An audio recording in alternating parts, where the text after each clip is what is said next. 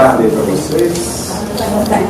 Meu nome é Hernani, a maioria aqui me conhece, mas tem gente aí de primeira vez. Eu sou médico, sou cardiologista e trabalho aí na Conscienciologia há mais de 20 anos.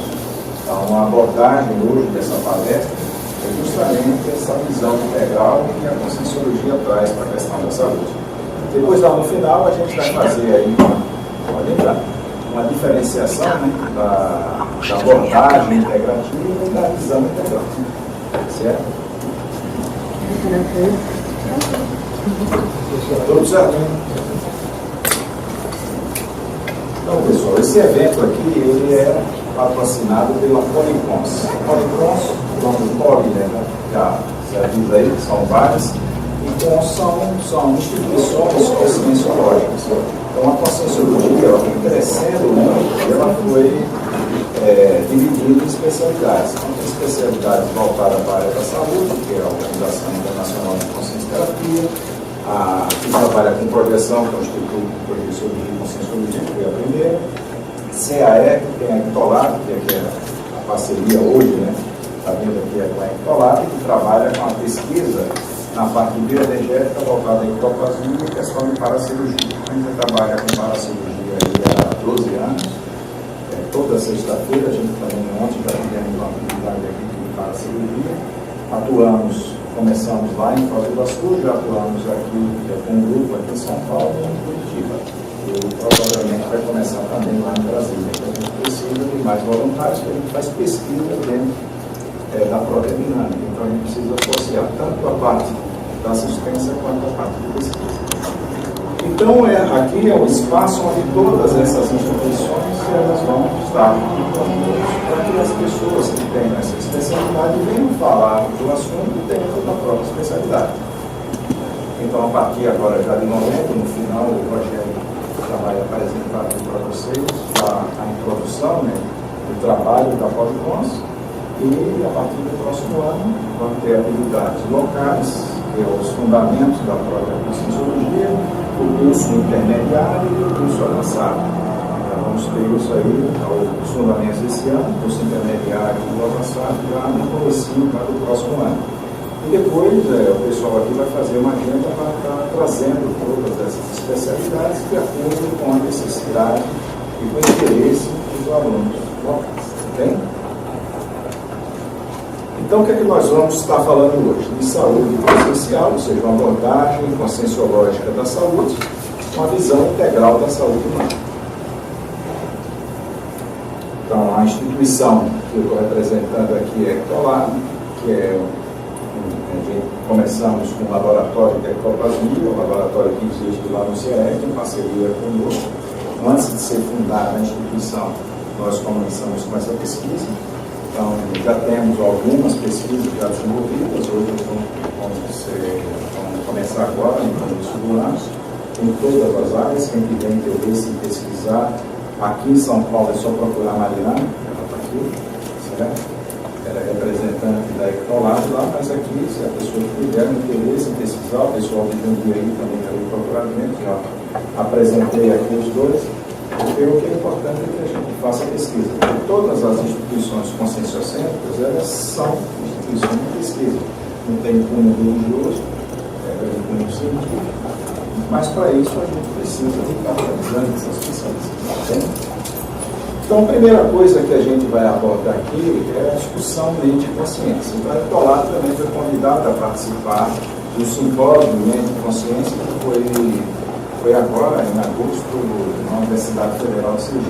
Então, eu vim apresentar lá a Ectolab e a gente foi apresentar qual é a visão mente e consciência pela Conscienciologia. Então, foram 10 áreas, desde a parte de religião, a parte filosófica, da neurociência.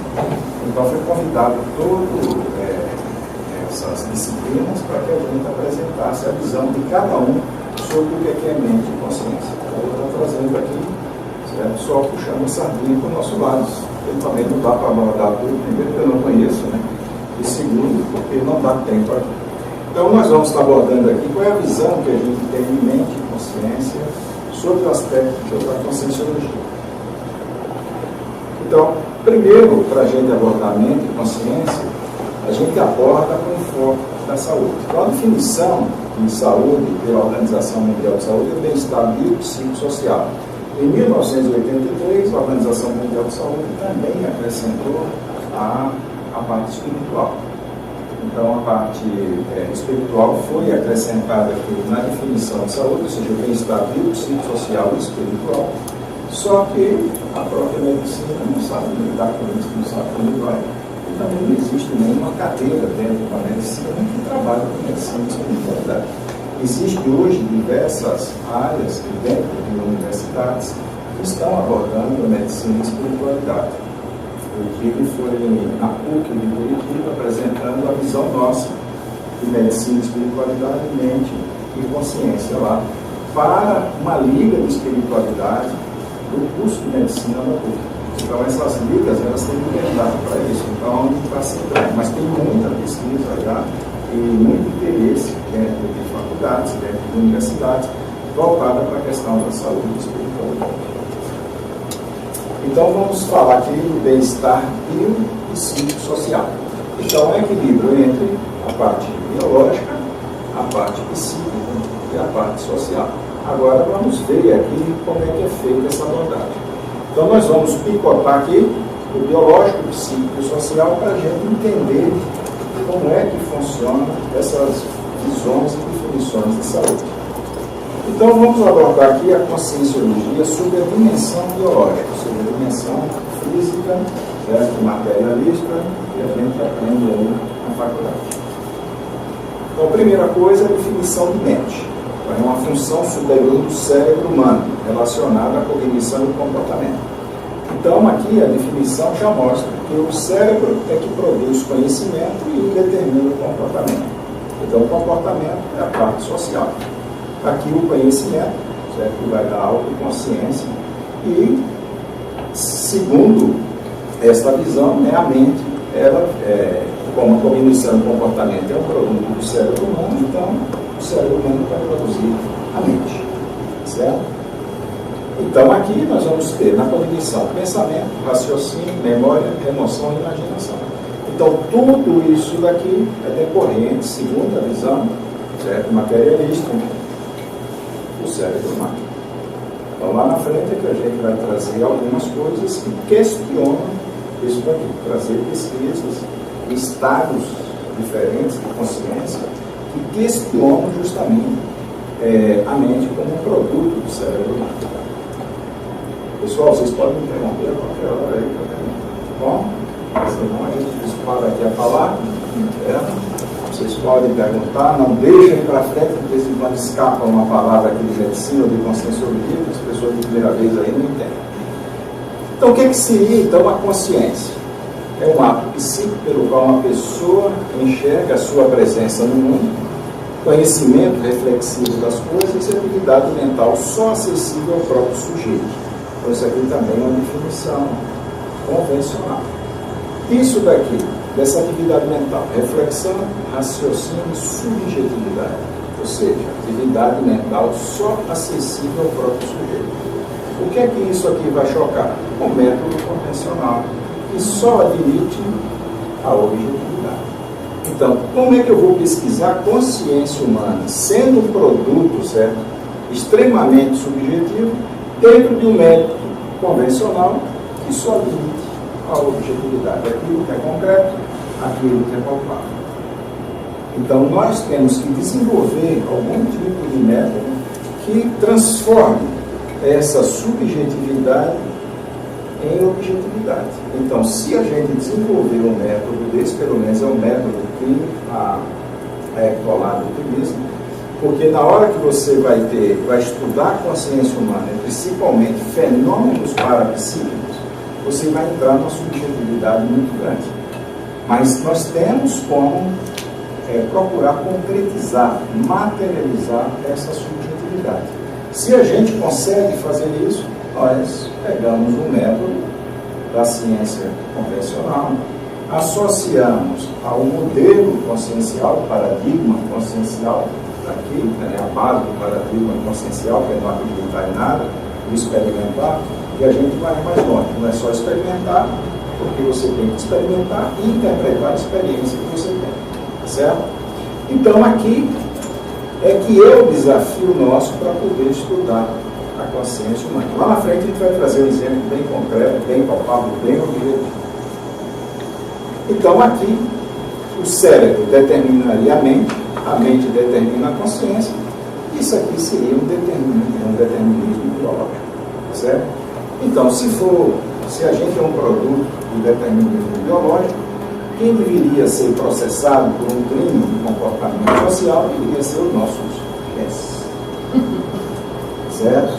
Então, nós estaríamos livres. Eu acho que é por isso que o Supremo utiliza esse modelo biológico para não punir ninguém. E, afinal de contas, o nosso resultado vem dos pais, dos avós. Daqui a pouco está tudo morto, ninguém é filho. Tá certo? Então, aqui seria o biológico determinando o aspecto psíquico e o biológico determinando o comportamento social.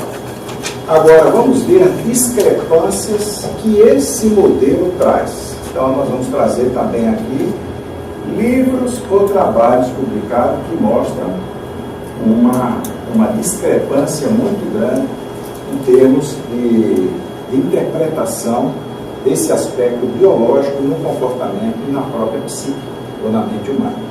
Então, aqui nós temos a autoconsciência, certo? Se é um determinismo biológico, a autoconsciência deveria vir da onde? Da parte biológica. Então, lá mesmo na faculdade, lá na Federal de Sergipe, o neurocientista que foi apresentar, na hora que ele foi falar de consciência, ele foi falar de reflexos, de sentidos físicos.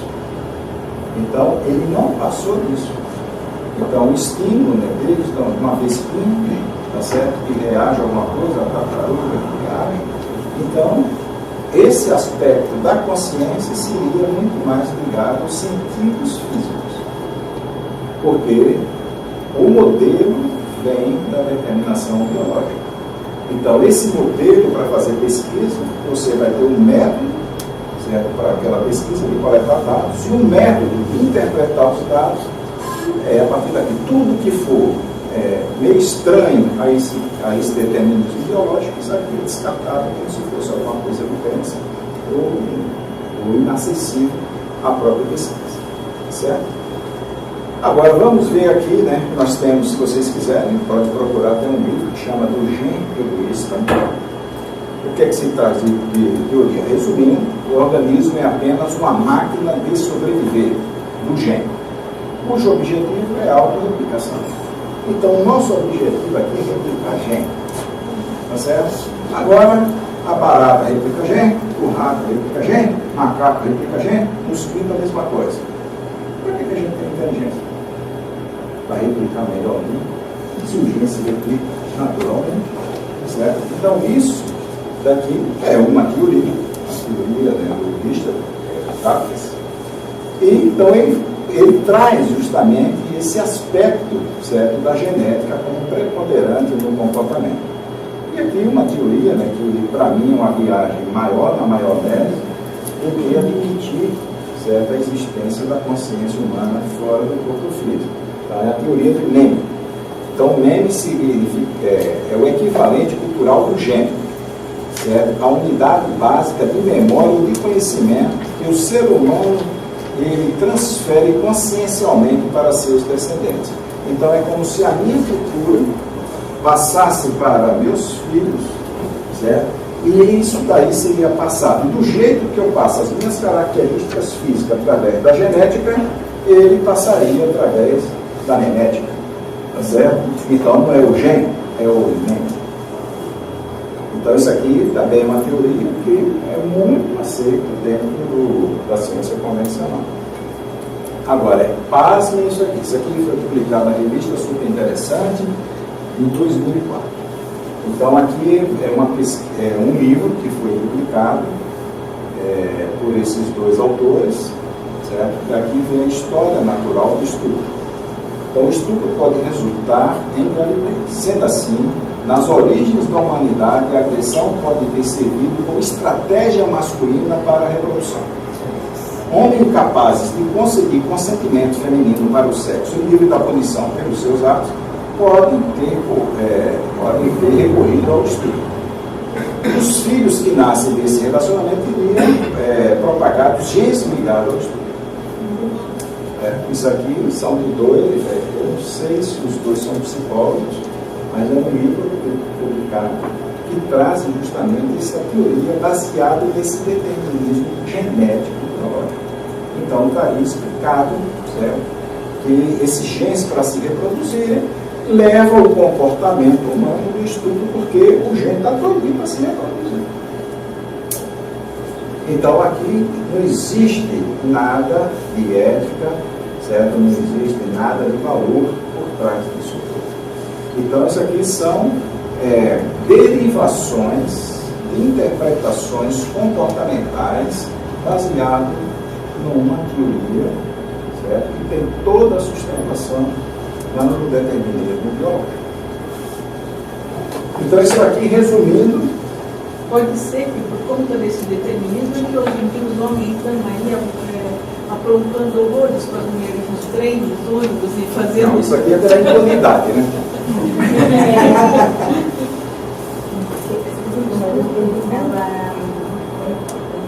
Clara durante o período de guerra também, tem questão étnica.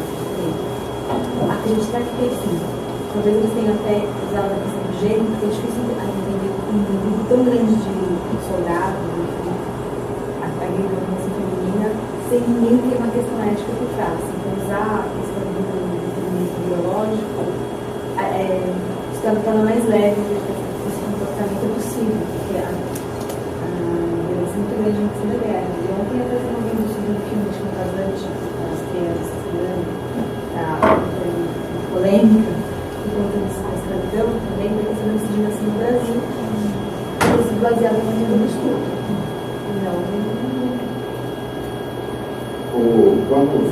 Antigamente, se você for olhar toda a história da guerra, então, para você invadir um país, você chegava e recrutava pessoas que não tinham nem treinamento, prometia para ela, assim que você chegar lá e aniquilar, parte daquilo que você aniquilar é seu, certo?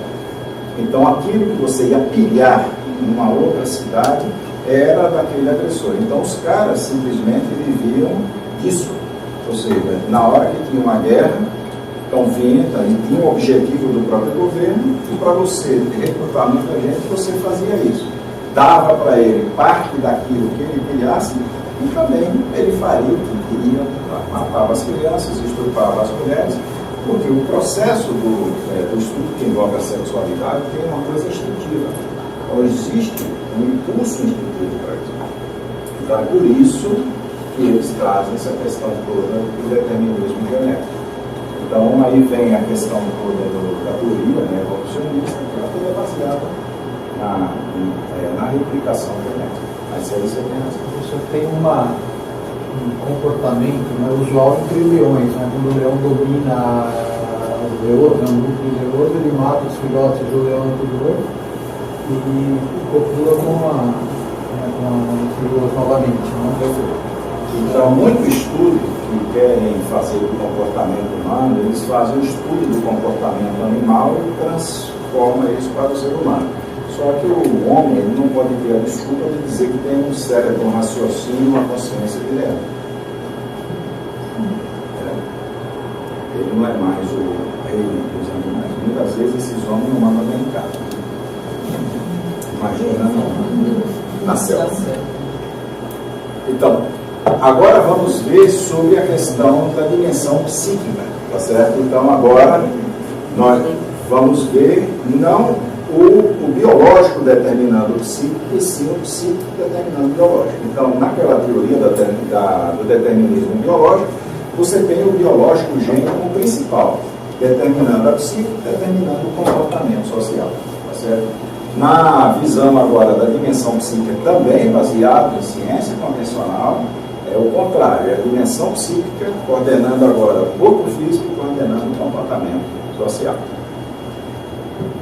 Só que, nesses aspectos, aqui, para a gente entrar na questão psíquica, nós vamos entrar na psicologia. E como é que surgiu a psicologia? um estudo de um estado alterado de consciência chamado hipnose. Então, na época, os neurologistas da época, aí tem Freud, tem os contemporâneos dele, certo? Eles, no ambulatório de neurologia, eles aplicavam a hipnose. Então, nesses estados aqui de hipnose,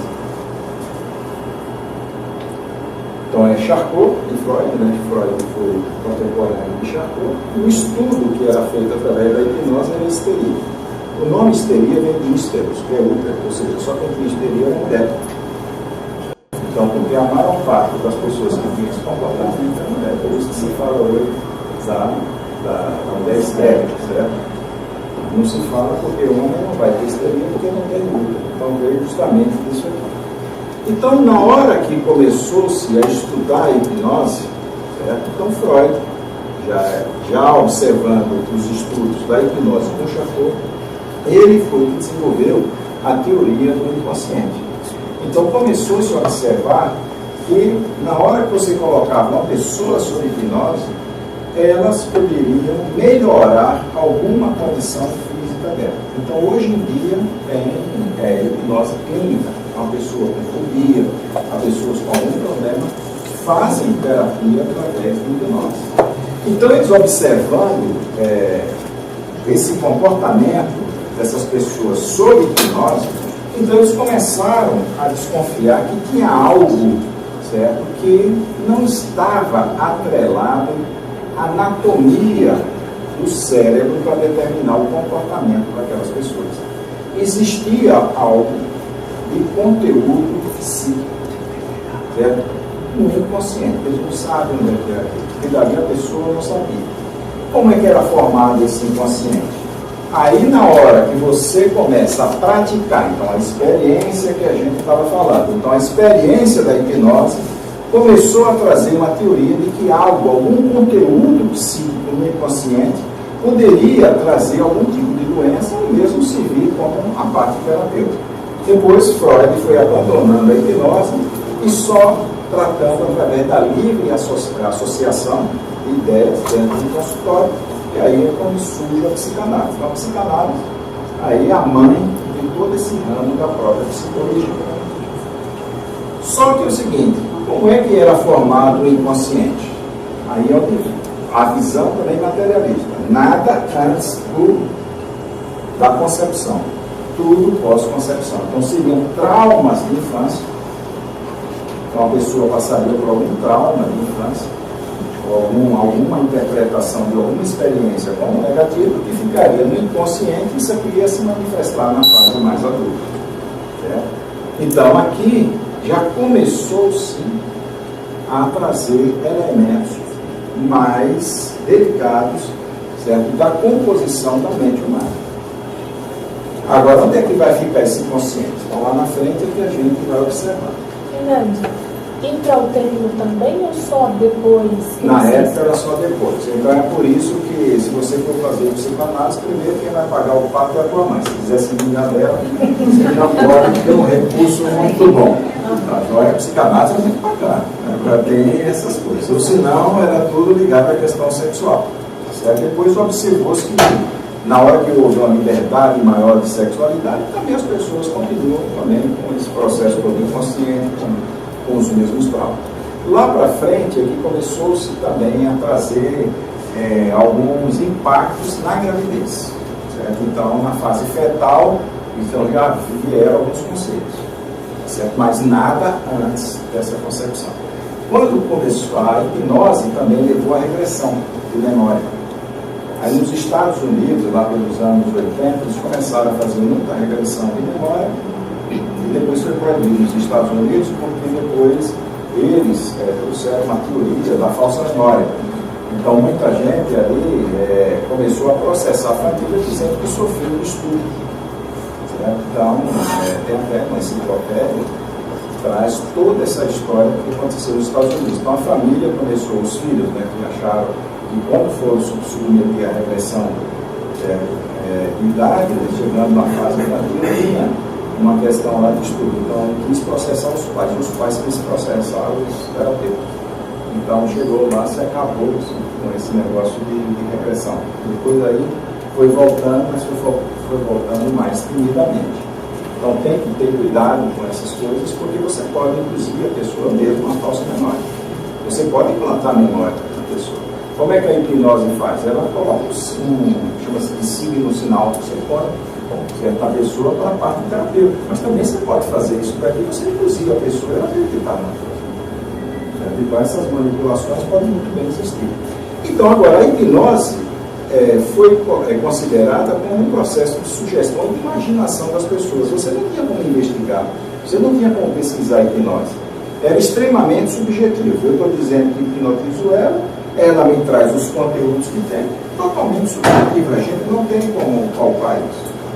Quando surgiu a ressonância magnética funcional, certo? Que você coloca a pessoa naquela máquina de ressonância e você vê a imagem de áreas do cérebro sendo acionadas, eles pegaram e foram testar a hipnose. Então aí eles foram pegar o conteúdo que era subjetivo e disseram, agora a gente precisa de ter algo objetivo para isso.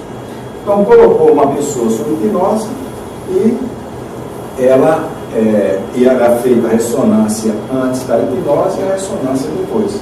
E as áreas cerebrais, certo, que eram acionadas antes da hipnose com a pessoa normal e depois da hipnose eram totalmente diferentes. Então você não pode dizer, certo, que era uma imaginação da pessoa, porque você estava quantificando e observando que áreas do cérebro estavam sendo ativadas.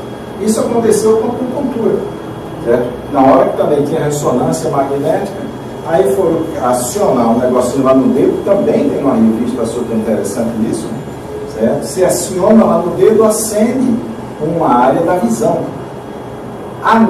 Se você for ver a anatomia, ou a neuroanatomia, não existe essa conexão do dedo do pé com a área do cérebro. Senão você dá uma topada, né, e aí mexe, né, com a sua questão lá da visão. Certo? E pegavam depois, né, pessoas que não tinham habilidade até para acionar aquele ponto, a pessoa ia acionar e não acionava essa área da visão. Então também a acupuntura, quando foi ser investigado, que também acharam que não era terapia, até as pessoas que faziam acupuntura eram decididas, né, passando até aqui acho que na década de 70, antes da década de 70 foi levado lá para os Estados Unidos e começou essas pesquisas. Então você vai vendo que com o tempo a gente consegue transformar aquilo que você não tinha como objetivar em coisas que realmente de fato funcionaram. Então, aqui da sugestão da imaginação veio a teoria do inconsciente, e o Instituto de Criminalística do Paraná, desde 1983, utiliza a hipnose forense. Então, as pessoas que passam por trauma e precisam de fazer um relato, elas muito podem bloquear por causa do trauma emocional e elas são submetidas à hipnose e veem detalhes que a pessoa não conseguiria e não estava conseguindo detalhar quando ela estava no estado normal. Até hoje, lá no Paraná, existe esse departamento de hipnose forense. Então, pessoas que passaram por estresse pós-traumático, estupro, ataques, esse sequestro relâmpago. Então, essas pessoas, quando vão, dependendo da situação, eles colocam, tem pessoas técnicas que sabem aplicar a hipnose para que essas pessoas possam fazer lá o relato. Então, existe um bloqueio emocional, inconsciente, e depois você consegue, através de técnicas, transformá-lo em inconsciente. Então, de qualquer jeito, existe, certo, algo na nossa mente que ela não vem à tona. E também já existe uma comprovação que alguns bloqueios emocionais impedem que essa parte se torne inconsciente. Então, essa teoria de que existe um inconsciente, ou seja, um bloqueio mnemônico da memória promovido por emoção, isso daqui já está extremamente comprovado através da teoria da hipnose sendo aplicada hoje no cotidiano através de hipnose terapêutica. Então, aqui mostra o aspecto psíquico influenciando o biológico, ou seja, na hora que a pessoa tem algum tipo de trauma emocional, depois ela vai desenvolver alguma doença biológica, ou vai agudizar alguma coisa crônica que ela tem. Esta influência psicológica na biologia chama-se de psicossomática. Então, já estudos mostrando, né, a relação da influência do aspecto psíquico no aspecto biológico. Aí também o pessoal gosta muito de radicalizar. Eu fui fazer a pós-graduação em psicossomática, né, porque 90% dos pacientes que iam no consultório com dor no peito, cardiochakra, né, era de origem aqui emocional. Os outros 10% aqui era doente. Aí disse, deixa eu estudar, né, esse aspecto psíquico. Aí quando fui fazer, o pessoal também exagerava. Então, tudo começa no aspecto psíquico. Na ideia, certo? No mal pensar, no mal sentir, para se chegar a uma doença física. Aí eu fiz a pergunta do professor, e o que é que o passarinho aleijado, que eu tenho a foto do passarinho aleijado, ele sentiu? O que é que ele elaborou mentalmente, negativamente, para ele ter um problema lá na perna?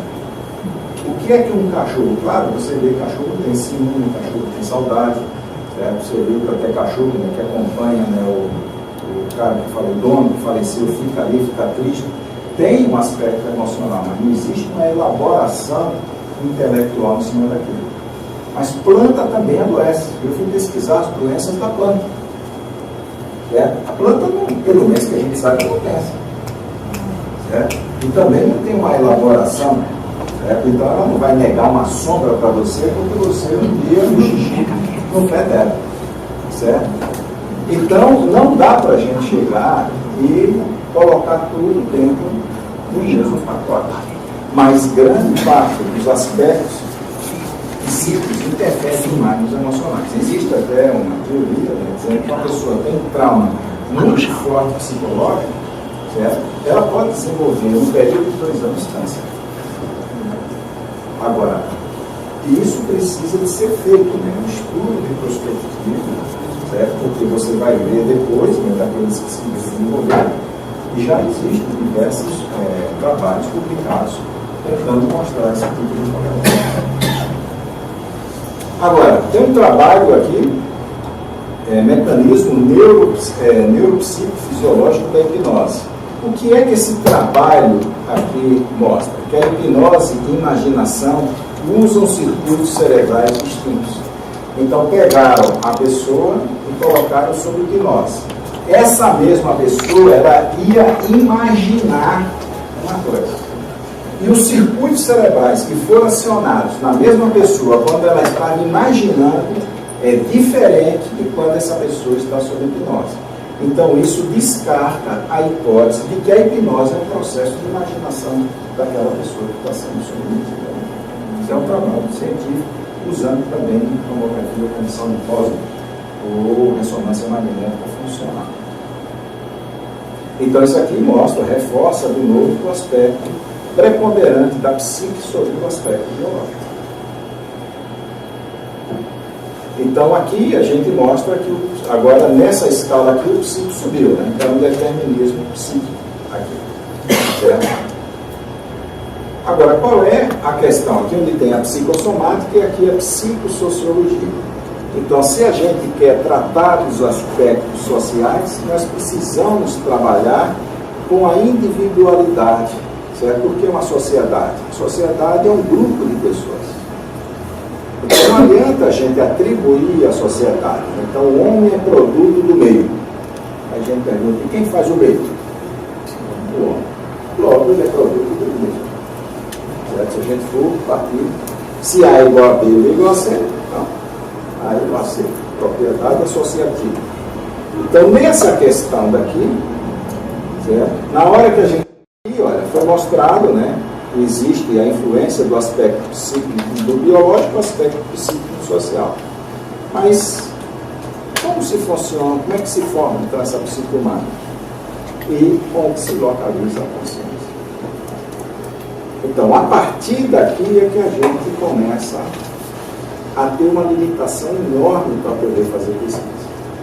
Então, só para sair, para admitir que existia um inconsciente, que existe uma psique, e essa psique interfere no comportamento humano e na parte social, foi recorrida a um estudo do estado alterado de consciência, que se chama hipnose. Então, para a gente estudar essa consciência em si, não é um estado normal de consciência que vai trazer esse tipo de informação. Certo? Então, nós vamos trazer agora a dimensão consciencial da psique humana. Até aí, tudo bem, pessoal? Já estudando a hipnose, vocês não estão sob hipnose, não, né? Então, senão a gente para aqui e deixa todo mundo da porta aqui, né? A gente conta até 10, você vai despertar bem, tá certo? Então, nós temos um outro estado alterado de consciência, que esse é muito marcante para a gente. E se chama projeção da consciência. Ou seja, a pessoa está aqui e ela tem a sensação de estar fora do corpo. Então, esse estado alterado de consciência, ele é muito impactante para a gente estudar onde está consciente, o que é a consciência, o que é a psique humana, certo? E os aspectos relacionados nisso com a própria saúde e com o comportamento social. Então, nós vamos pegar uma faceta da projeção da consciência, que é um modo de projeção, que é um dos mais estudados, se chama de experiência de quase morte. Então, é aquela pessoa que está com o pé na casca de banana e o outro na cobra. Escorregou, caiu, está no estado de coma, teve uma parada cardíaca. São essas pessoas que vão passar pela experiência de quase morte. E quase por quê? Porque ela volta depois para contar a história. Porque se ela morreu, não é quase, é agora, tá certo? Então, quais são os relatos subjetivos? Esses é que são criticados pela ciência convencional. A pessoa se sente fora do corpo. Aí hoje tem um estímulo na região parietal direita, a pessoa tem a sensação de que ela está fora do corpo. Logo, estar fora do corpo é um processo cerebral. Certo? Encontrar parentes falecidos. Delírio. Total. Retrospecto mnemônico. A pessoa que nós temos algumas pessoas que tiveram experiência da quase morte por afogamento. O afogamento é diferente da parada cardíaca. A parada cardíaca é mais rápida. O afogamento, né, a pessoa vai mais devagar. Nesses afogamentos, essas pessoas passam como se tivesse uma visão panorâmica da vida dela e lembra detalhes da infância que ela tinha esquecido. Missão de vida. Então, muita gente volta da experiência de quase morte, por sinal, eu tenho algo para fazer aqui, eu tenho uma missão para ser executada aqui. E essas pessoas perdem o medo da morte. Então, esses aqui são os relatos subjetivos mais comuns nas pessoas que passaram por experiência da quase morte. Então, se eu for investigar por aqui, ele é tão subjetivo que a ciência convencional não vai aceitar isso. Tá certo? Mas nós temos relatos objetivos. Então, descrição detalhada do ambiente de atendimento médico enquanto a pessoa estava inconsciente. Então, teve um cara, tem um relato, publicado em livro, que o cara sofreu uma parada, não sei se foi no centro cirúrgico, foi na UTI, agora eu não lembro, e essa pessoa saiu do corpo e ela foi para cima do teto do hospital. E lá ela viu um par de tênis no teto do hospital. É uma coisa comum encontrar par de tênis no telhado. Essa pessoa voltou e falou que saiu do corpo e relatou que tinha tênis lá no hospital. Logo, está doido. Subiram no telhado e tinham um par de tênis subjetivo para descrever. Isso é subjetivo. Teve um outro que tiraram a dentadura dele para entubar, né, para passar o negocinho. Então, a gente tira a dentadura para poder passar o tubo. O cara estava fora do corpo, viu a enfermeira que tirou, viu onde ela pôs e o nome dela aqui. Na hora que foram procurar a dentadura, não acharam. Tio, olha, foi a enfermeira tal, que ela estava assim, ela guardou na gaveta. Tá. Pegaram a dentadura, estava lá, e essa pessoa quando entrou, teve a experiência da quase morte, essa pessoa não estava na sala. Ela descreveu as características dela, o nome dela que estava na roupa, e ainda disse onde estava a dentadura dela. Então, na hora que a gente tem a teoria, aí como é que eu vou explicar isso? A pessoa passou pela experiência da quase morte, certo? Aí ela vai ter as interpretações dela, ela vivenciou uma coisa. E também quem está estudando vai ter as interpretações também dela, tá certo? Opa, tudo bem? Então, nesse tipo de pesquisa, a interpretação vai depender muito de quem? Do modelo que a pessoa tem na cabeça para poder interpretar. Então, o paradigma, o modelo que você vai fazer uma pesquisa, vai interpretar uma pesquisa, é igual a ferramenta. Então, se o cara só tiver martelo e aquela pesquisa exige que você tenha ali um alicate, não dá. São ferramentas diferentes. Então, não vamos estar exigindo que uma pessoa tenha a mesma interpretação que você tem das coisas. Nem a gente pode ter toda a visão mística, certo, das coisas. Depois eu vou trazer um caso que nós passamos também com isso, com a visão só consciencial do negócio, certo? E depois era um processo físico. Mas também a gente não pode ter só uma coisa extremamente com a visão materialista daquilo. Então, aqui, a interpretação que vai se dar para a experiência, ela é muito mais importante do que a própria experiência.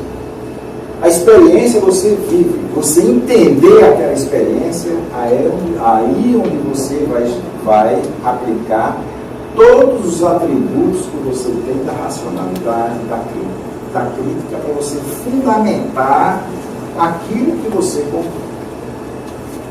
Certo? Então, aqui, a maior parte das teorias médicas que existe a experiência da quase morte é que existe uma hipóxia cerebral. O que é hipóxia cerebral? Falta de oxigênio no cérebro. Logo, a pessoa vai ter alucinação. Alucinação, o que é? É a pessoa enxergar uma coisa e ela dizer que é outra. Então, estou enxergando aqui a Jaqueline e estou dizendo que eu estou vendo aqui, certo? Um elefante. Então, a pessoa está totalmente alterada. Eu até perdi as estribeiras no debate na Globo, certo? Então, calma, tranquilo. Aí o médico chegou lá, começou a detonar uma moça que estava apresentando a experiência de quase morte dela. Ela foi com a gente, a pessoa estava explicando que ela passou com a experiência de quase morte e o cara começou a debochar lá da outra. Aí eu, né, com minha calma, tranquilo, perdi minha paciência. O médico, colega do UTI, ele disse, não, a gente não vai discutir, né? O cara chega lá, estava dentro, na UTI, tal, ele disse que viu um camelo, eu não vou discutir com ele, para mim existe um camelo. Na hora que eu fui apresentar, eu tenho muito colega camelo, e quando vai interpretar as coisas, utiliza o mesmo raciocínio do camelo. Perdi as estribeiras. Isso aí foi naquela novela que tinha uma experiência da quase morte. A do cowboy lá, do Murilo Benício. Hoje o América. Isso, né? Hoje o todo tem muito mais expressão do que o próprio Benício, né?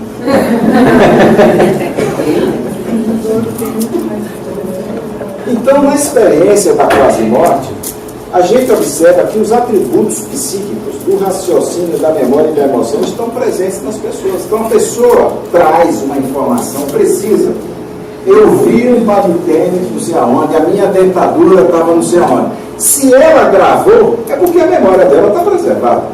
Ela raciocinou. E alguns deles descrevem também a emoção, que teve um que recebeu um soco no peito, né? Que a gente dá um soco no peito antes de dar choque, né? E o cara não estava sabendo direito onde ele estava, ficou puto com o médico na hora que recebeu um soco no peito. Então ele teve um processo emocional. Então isso daqui começa, essa experiência da quase morte, experiência fora do corpo, começa a questionar que esses atributos psíquicos sejam formados pelo cérebro físico.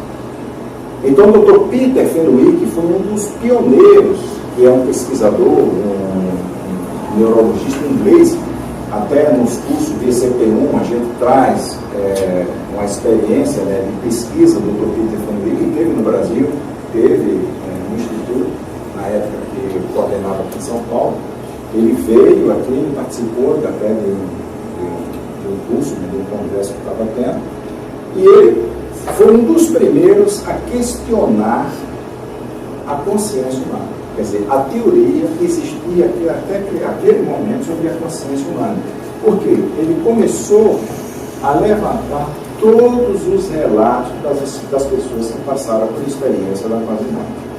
E ele que traçou, né, junto com outros pesquisadores, qual que era o perfil para a definição precisa de experiência de quase morte, certo? E começou a desmontar uma a uma, refutar uma a uma as hipóteses que existiam na época.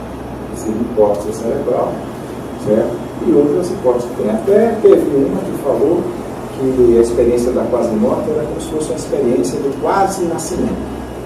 Porque você passa por um túnel, as pessoas passam por um túnel que dali seria o canal do parto. A luz no final do túnel, que você está no escurinho lá dentro e tem aquela luz lá na sala. Certo? Aí você vai cair se uma pessoa que nasceu de parto cesárea, que não passou pelo canal do parto. Então, tudo isso são interpretações que cada um dá dentro daquilo que a pessoa acredita que eu vivo. Certo? Hernani,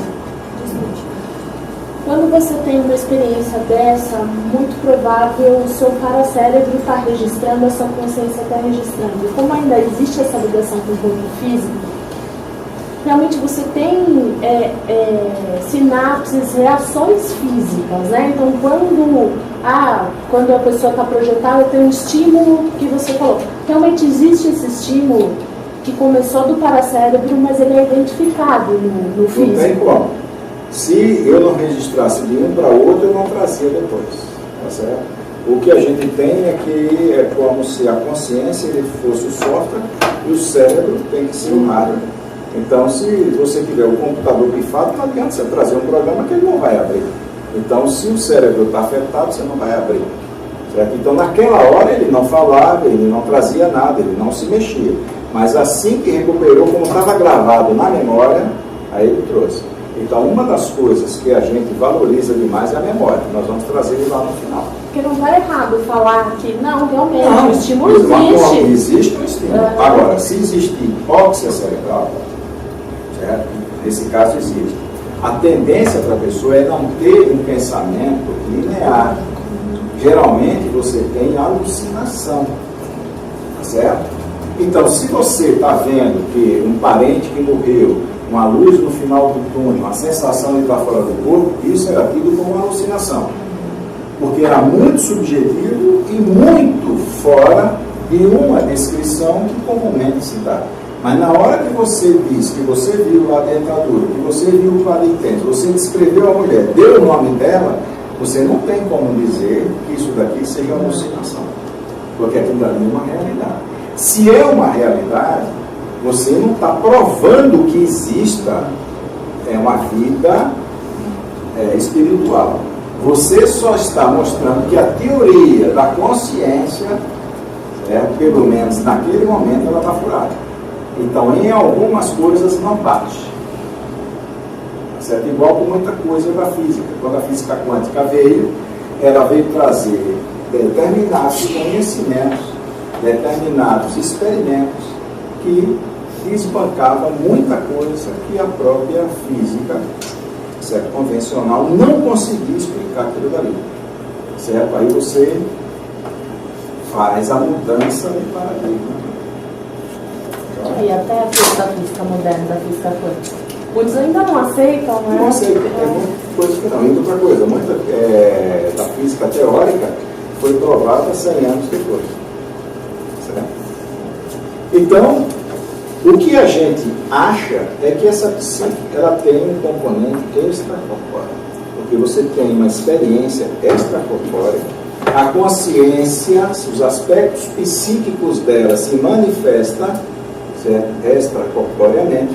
Então, para a gente, nós temos como hipótese que a psique ela tem um componente extracorpóreo, e não o componente do cérebro físico. Mas o cérebro precisa de estar íntegro depois para que eu busque na minha memória. Agora, teve um cara que era um neurocirurgião americano, tem até um livro, esqueci o nome do livro, tem até um livro que ele metia o pau nessas coisas e ele passou por uma experiência de E esse cara, depois que ele passou, ele começou a falar, ele começou a defender que existia realmente uma vida após a morte, os próprios colegas deles que deixaram de cara de lado. Eu tive pacientes que eu comecei a experimentar isso, né, onde eu vim despertar e me deu curiosidade, foi quando eu estava fazendo a residência em cardiologia aqui em São Paulo. Então a gente estava experimentando a estreptokinase, que era uma droga que dissolvia o infarto, e antigamente a pessoa tem infarto, ficava ali esperando o estrago de verdade. Depois foi inventada uma droga que dissolvia. Então a pessoa chegava a tempo, injetava aquilo dali na veia, ou mesmo fazia um cateterismo, injetava direto lá e dissolvia o coágulo, aí desobstruía a coronária. Só que na hora da desobstrução, promovia uma arritmia violenta, a gente chama de taquicardia ventricular, a pessoa tinha uma parada cardíaca. E a gente já deixava tudo preparado. Muitos passavam entre 30 segundos a 45 segundos em parada cardíaca. O relato dessa turma depois era fascinante. Aí o que é que meus colegas achavam?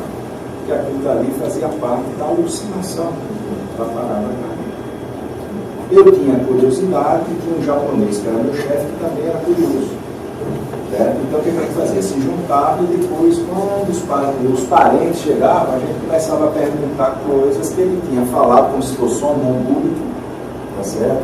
Depois que o cara estava falando da experiência dele, a gente ia buscar com a família, antes dele ter o contato com a família não, isso aqui é um detalhe que tem da infância e tal, não sei o que, ele lembrou disso, né? Está muito bem. E tive pacientes que eles simplesmente começaram a esconder porque ele estava para receber alta. Ele resolveu falar sobre isso, postergar a alta dele, pediram uma avaliação psiquiátrica, pediram uma ressonância para ver a extensão da área de lesão cerebral do cara dele, e o cara ficou mais uma semaninha internado. Então ele não tocava mais no assunto. Só veio falar comigo 6 meses depois que ele já estava fazendo o acompanhamento. Ele não queria tocar no assunto para ninguém internar mais ele. Então ele pegou tudo e disse, não, já melhorei daquilo tudo, que a família até começou a ter problema com ele. É Dr. Eben Alexander, neurocirurgião, que fez o livro. Eben Alexander. Isso. Então, olha, aqui tem pesquisa com a experiência da quase morte, experiência da quase morte e implicações clínicas, tá certo? Então isso aqui são publicações, se vocês vão achar aí na internet. Trabalho científico, isso aqui não é nada de invenção, nem teoria. Agora, dentro da questão da própria projeção consciente, a experiência da quase morte é um tipo de projeção consciente, certo? Então a pessoa está lá dormindo e de repente acorda e olha para o próprio corpo dormindo. Eu tive colegas, certo? E a gente saía, né, tomava umas bem lustro, né? A gente tomava no outro dia a gente ia para a praia. Eu cheguei na casa dele, estava apavorado, não tinha dormido, a gente rapaz, você colocou alguma coisa diferente na minha vida. E por que esse negócio? Eu estava no teto dentro do meu corpo dormir, fiquei apavorado e não quis dormir mais. Eu acho que você colocou, você está doido, rapaz? Senão eu também tenho tomado isso.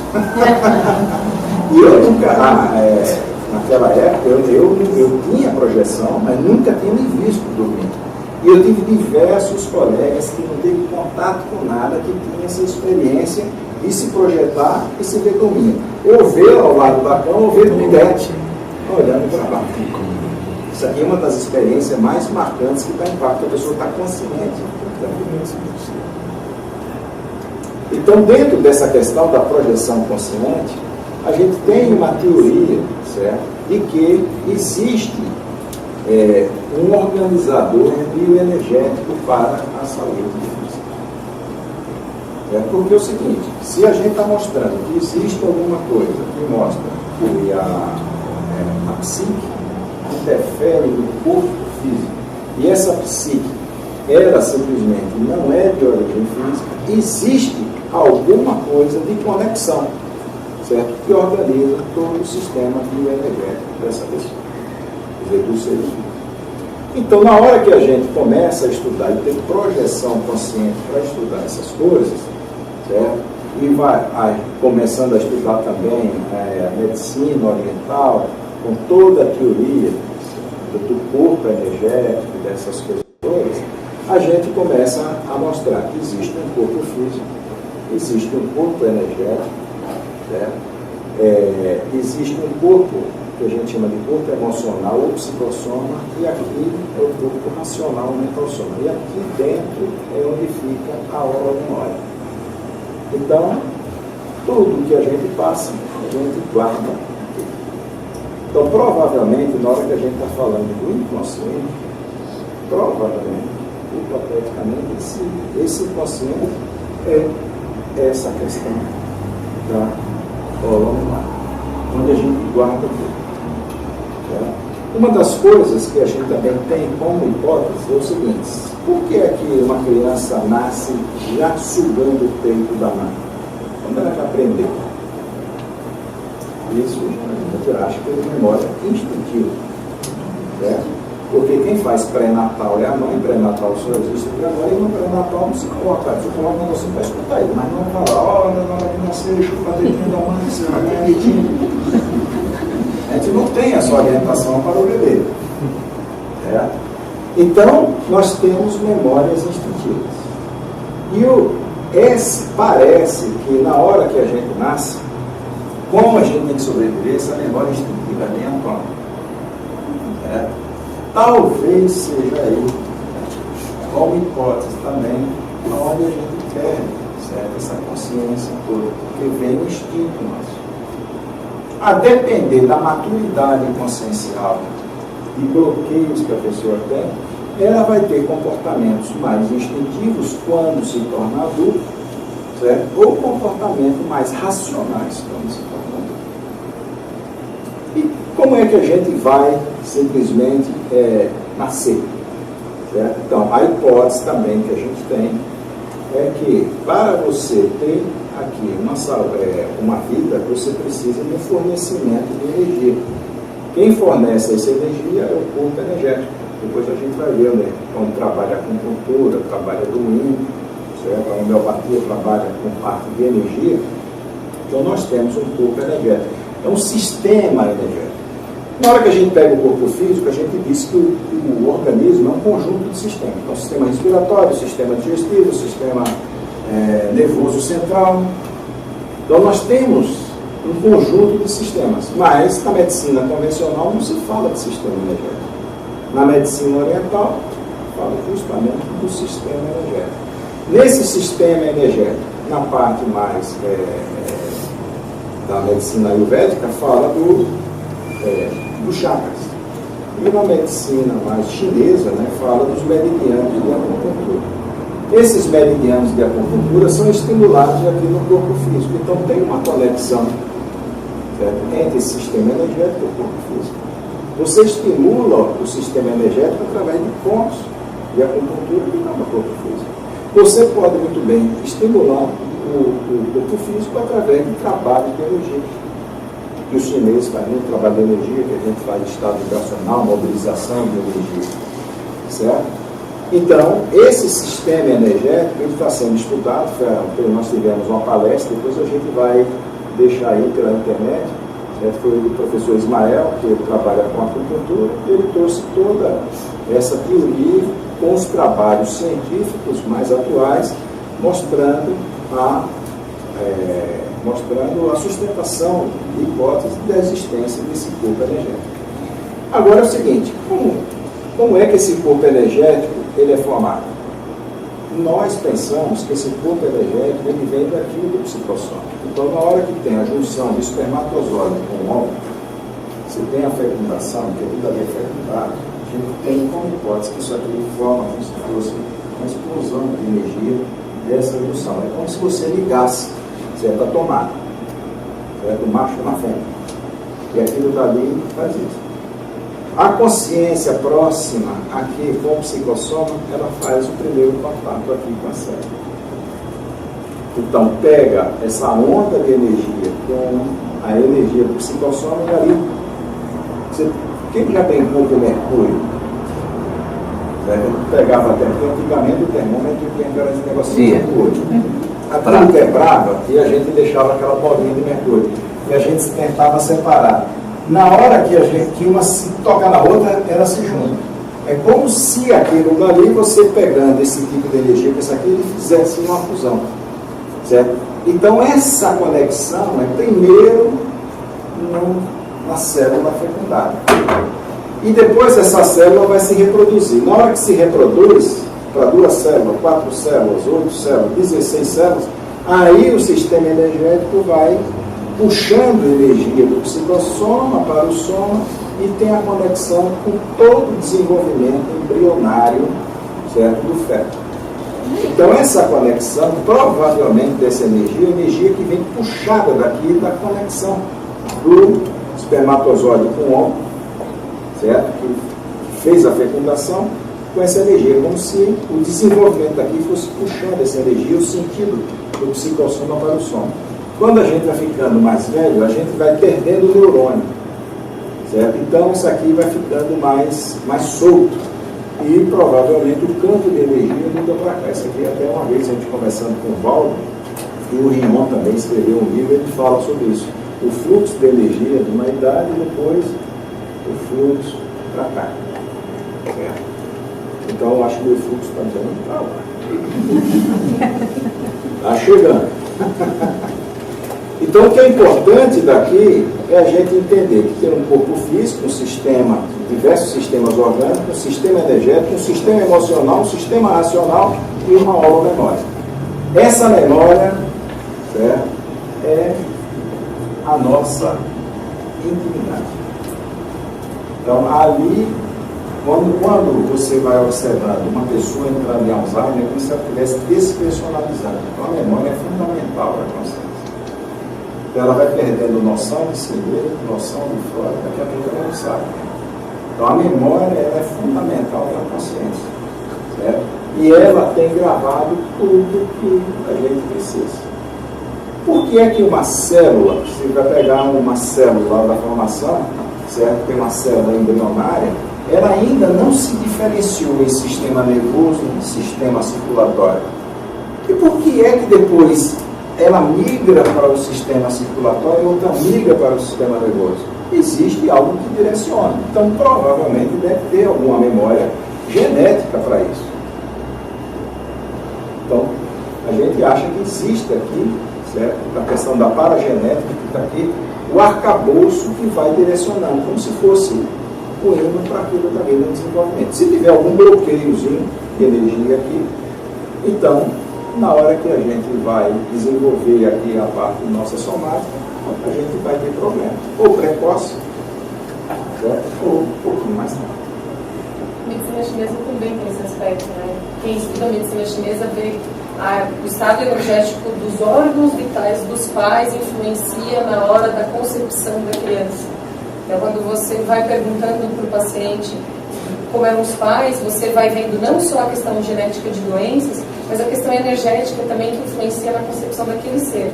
Então, seria uma mesma alusão a essa proposta, né? Essa percepção de que existe algo além que pode ser passado quando aquela ser é criada. A medicina chinesa é muito mais antiga do que a medicina convencional, não era admitida e hoje as pesquisas mostram que eles de fato estavam corretos.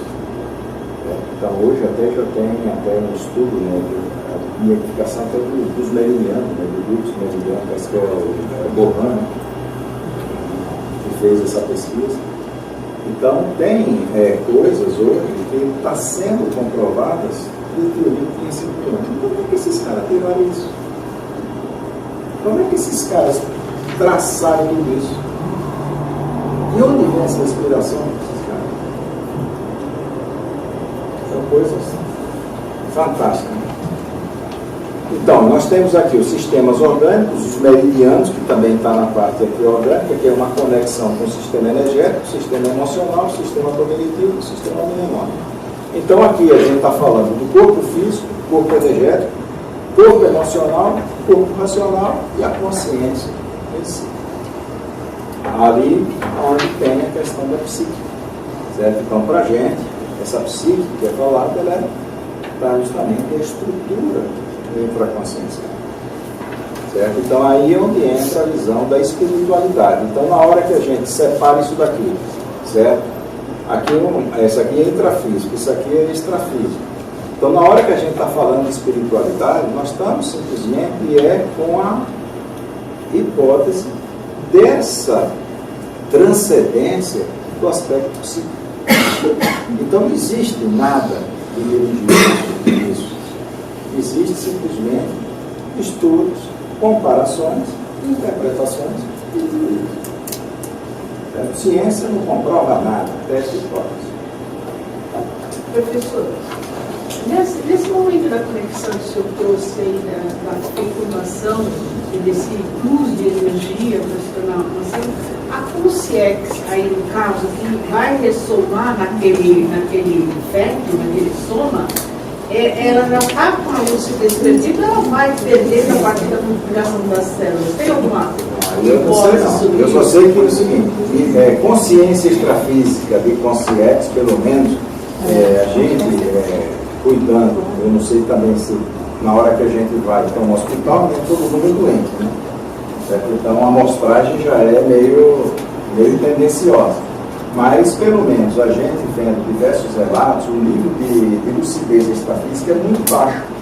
Se o nível de lucidez extrafísica, o percentual é pequeno, a maioria não está consciente na hora do nascimento. Agora, existem nascimentos programados. Agora, você imagina o seguinte, o cara está bêbado no Carnaval da Bahia. Encontra uma caída no Carnaval da Bahia. Fazem sexo. E a consciência está no meio daquele carnaval, está totalmente lúcido. Certo? Então, estão os três para lá de Bagdá, certo? Os três sem lucidez, e aí vai nascer, porque é uma questão energética. Se você tiver uma aproximação de consciência, fecundação ali, vai nascer, não tem jeito. Agora, aí tem as programações todas certinho, existe coisa que não está programada, mas isso, para a gente analisar, é muito complexo, porque o nosso grau de lucidez extrafísica para observar isso, estudar isso fora do corpo, é muito pequeno. Certo? Aí a gente fica nos supositórios. Só voltando um pouquinho no quadro anterior, é só um comentário, nem para voltar. Assim. Semana passada veio uma comitiva chinesa aqui em São Paulo, mas eles estavam em intenção de construir primeiro o hospital chinês na América Latina, né, para atender o pessoal segundo a medicina chinesa, né, o pessoal da colônia chinesa e brasileiros. Então, isso aqui é uma coisa que estão aceitando, mesmo aqui. Não sei como os conselhos de medicina vão reagir, né, mas é uma coisa que já chegou em força. Não, porque se eles forem trabalhar com a acupuntura, já é aceito também, cientificamente, já tem revista, é tudo isso. Eu fiz um curso passado sobre técnicas de medicina chinesa. Fala um pouquinho mais. Eu fiz um curso de medicina chinesa, técnicas avançadas. E assim, eu acho que a medicina chinesa na China mudou bastante. Então não é, assim, ela tem essas características, mas ela está cada vez mais científica, mais integrativa. Então assim, provavelmente o hospital, se eles vierem aqui, eles vão montar um hospital nos níveis que eles estão montando lá. É integrativo. Não é, a gente tem que ter esse olhar excludente das medicinas. Temos os pacientes, em situações. Então, eles estão usando farmacocultura com drogas alopáticas. Então, a gente tem que o certo é isso, é você juntar tudo que tem de bom e colocar. Isso aí é o ideal. Agora, o que se passa hoje lá na China, eu converso muito com o Ismael, que vai todo ano para a China, agora veio do Tibete. Então ainda existem coisas que são mantidas, né, com uma tradição muito grande. Então lá no Tibete foi lá se consultar e ver um cara que só trabalha com chá. E as plantações de chá têm sons. E os sons são mantras. Então existe uma coisa que ainda conserva muito isso. Se isso vai ser aplicado também da mesma forma, a gente não sabe. Agora, o McDonald's já chegou na China. Agora, a fisioterapia está chegando agora no Brasil melhor. Assim, a taxa de Certo.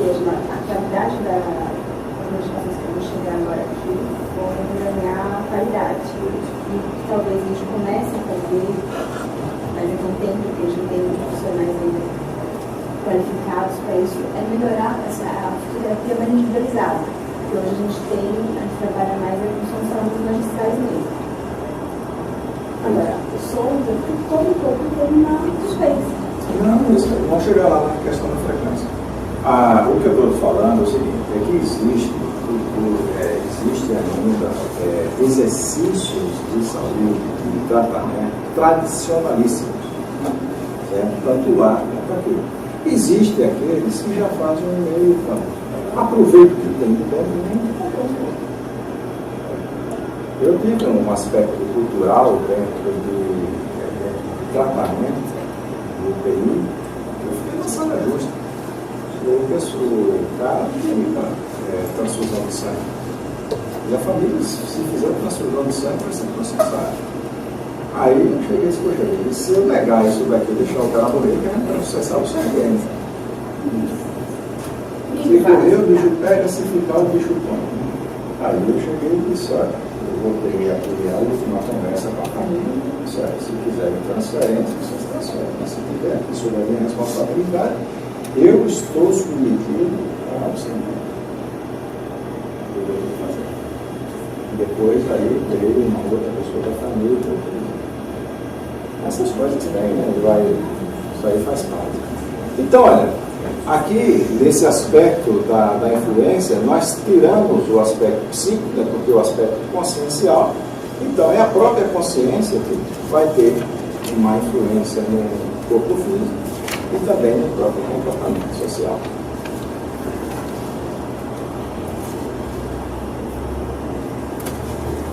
Então, na nossa conclusão daqui, a definição de saúde, ao invés de ser um bem-estar bio, psíquico, social, espiritual, é um bem-estar consciencial, que aí já aproveita e já parte daquilo. O que é a consciência?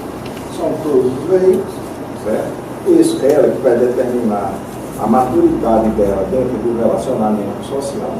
Então, na hora que você coloca, né, o conceito, né, consciencial, você já basta, certo? Faça tudo.